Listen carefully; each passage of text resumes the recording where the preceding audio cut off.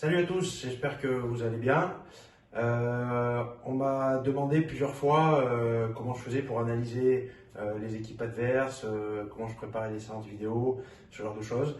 Donc je me suis dit que ça pourrait être intéressant que je vous présente une action d'une équipe, comment on l'analyse quand on est coach de cette équipe-là et comment on l'analyse quand on est coach de l'équipe adverse.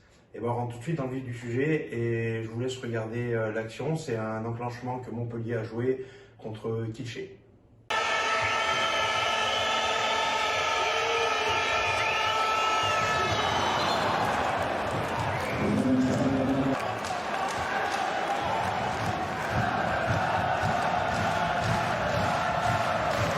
Ok, donc vous avez vu, c'est un T croisé sur la base arrière. C'est un peu rapide. Je vous propose qu'on le revoie un peu plus au ralenti avec des explications. Alors, ce qu'on voit, c'est un triple croisé entre les joueurs de la base arrière, autour du pivot qui est dans le secteur central, et un Diego Simone qui trouve une solution entre 2 et 3. On va le revoir au ralenti ici, parce que le numéro 2 s'est désaligné. Alors, on a nos joueurs qui sont placés comme ceci, un ailier gauche, un arrière gauche, un demi-centre, un arrière droit, un ailier droit, un pivot situé entre les deux numéros 3.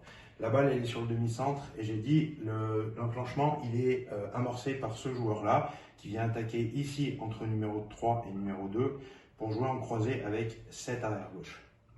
Ok ? À ce moment-là, ce qui est important, c'est qu'il y ait un pivot qui soit placé comme ceci, du côté du croisé. Peut-être qu'on va rentrer en relation ici avec lui. Et ce qui est aussi important, c'est que le demi-centre, il arrive à décaler au maximum ce numéro 3. Suite à ça, on se retrouve donc avec l'arrière gauche dans ce secteur-là, balle en main, le demi-centre qui est ici. Là, le but du jeu pour l'arrière gauche, ça va être de venir attaquer fort l'épaule extérieure de ce joueur-là, pour les déplacer à nouveau, que l'écart entre ces deux joueurs augmente de plus en plus. Et une fois qu'il a joué ici, l'arrière droit va venir jouer fort ici. Et pareil, avec cette volonté d'aller attaquer l'épaule externe du deuxième numéro 3 pour écarter à nouveau les numéros 3. D'accord? Et si vous me suivez bien, on se retrouve à ce moment-là avec le pivot qui est toujours situé secteur central, qui va rechanger le bloc. L'arrière droit qui est ici, balle en main. L'arrière gauche qui est venu ici, ok, et le demi-centre qui propose une course de croisée comme ceci. Les deux numéros 3 là, ils ont réussi à bien les écarter. On va jouer ici. Le numéro 2 ici, il anticipe. Donc le demi-centre, il a raison de jouer tout de suite là pour les tirer. Retenez, si vous êtes coach de l'attaque et que vous voulez jouer cet enclenchement, ce qui est important, c'est les attaques des deux arrières sur les épaules externes des deux numéros 3. Ok? Maintenant, place à la défense. Ok, maintenant, je suis coach de la défense. Comment je fais par rapport à cet enclenchement? Donc, ma balle est sur le demi-centre qui vient jouer ici. Clairement, cet enclenchement, qu'est-ce qu'il veut? Créer un problème de répartition entre les quatre centraux et encore plus particulièrement entre les deux joueurs secteur central. Donc, ce qui va être important, c'est ces deux joueurs-là. Est-ce que vous avez des joueurs plutôt grands qui peuvent se permettre de jouer le contre? À ce moment-là, eux, le but du jeu, ça va être de ne pas laisser le pivot derrière eux et de le laisser et de le remonter au maximum.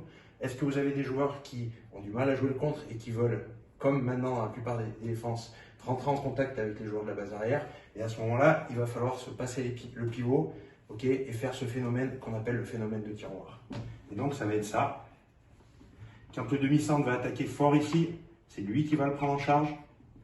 Le pivot va être comme ceci. Du coup, ce joueur-là, il va venir avec son bras en demi-position pour gêner cette passe. L'arrière va courir là. Lui, qu'est-ce qu'il va faire? Il va pousser le pivot ici fort pour que lui puisse passer devant. Et une fois qu'il l'aura poussé, remonter, défendre sur celui-là. Et ainsi de suite.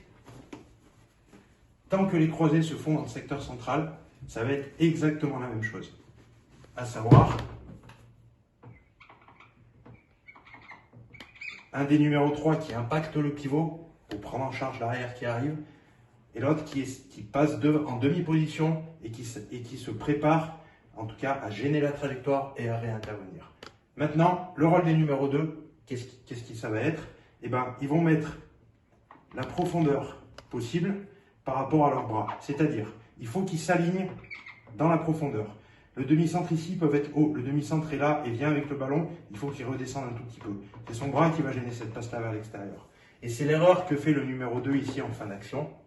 Il monte beaucoup trop haut et il se, avec un Diego Simone qui est là. Il se retrouve ici. Et donc du coup, il ne peut plus intervenir et plus gêner. Il faut que lui, s'il met de la profondeur, il reste toujours aligné avec un bras par rapport au ballon. Voilà, si vous avez des questions, n'hésitez pas à les mettre en commentaire. Si vous avez des actions que vous voulez qu'on analyse, n'hésitez pas non plus à me les envoyer et je le ferai avec plaisir. Bonne journée!